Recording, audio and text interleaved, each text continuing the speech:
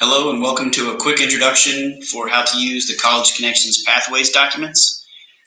You'll notice looking at the front cover, you're looking at the faculty edition, which is a simplified version of the student and parent edition, also found in Spanish, which will include a few more things that most of us as faculty already know.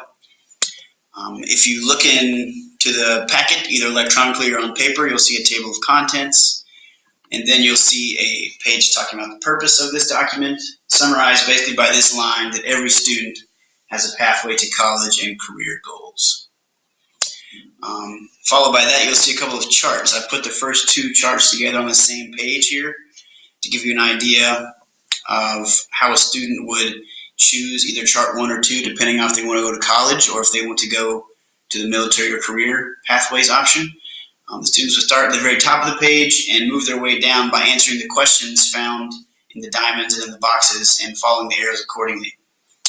As a quick example, a student here, kind of using big red lines to demonstrate, would start off as being a high school graduate. They would answer the question about being a U.S. citizen. In this case, they're answering no. That would take them to the question, I have DACA, deferred action.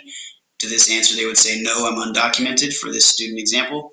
That would mean, sadly, that they're unable to attend any state-funded South Carolina school, but what they need to do is continue on the pathway to search for other schools, whether inside of South Carolina or outside of South Carolina.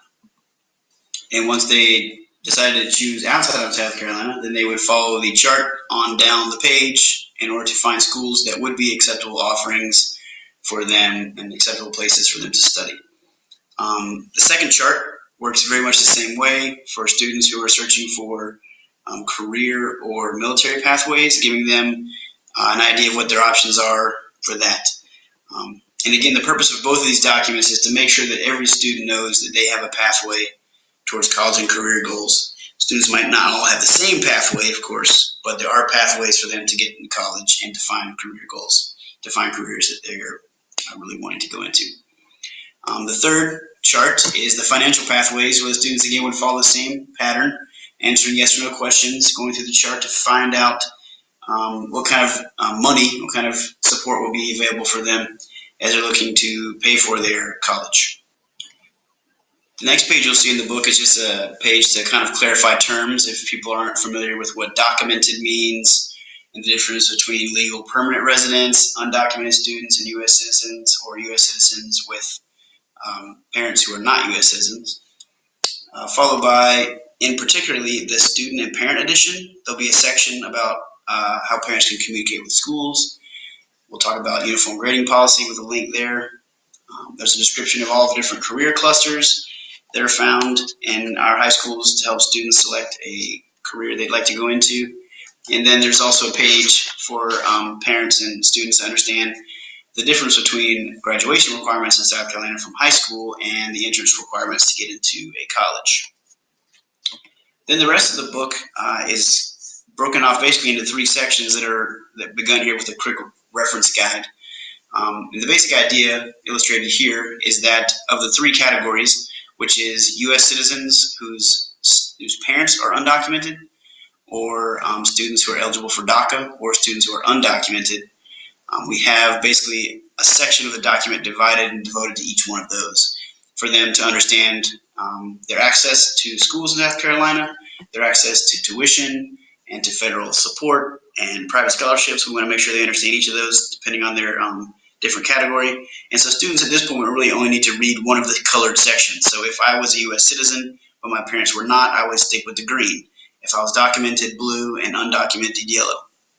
And in each of the sections, the students would find listed out the same way as a section for college, a section for military, and a section for career pursuit. So they need to read in pretty good detail to understand some pretty important information about their category.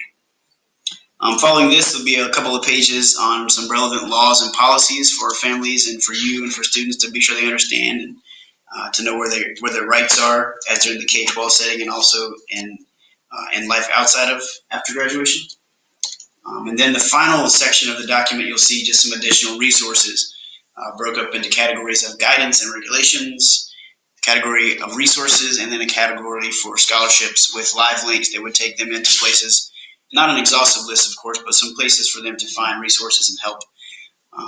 Some of them are clearinghouses, some of them are apps to help you find scholarships, some of them are apps to help particular groups of students get the help they need. So please check those out and share those accordingly. Just to close out, I want to reiterate again the purpose of this document, and what we're trying to do here is just to make sure that every student realizes they have a pathway to college and career goals, and that we want to make sure we have all the resources and information we can to give them to support them in that endeavor. We want all our students to have success. We want them to all grow while they're here with us and then have a future that's very open and successful and hopeful as well. So thank you very much for your time. I appreciate your help and support with these students. It's very meaningful. Thank you very much.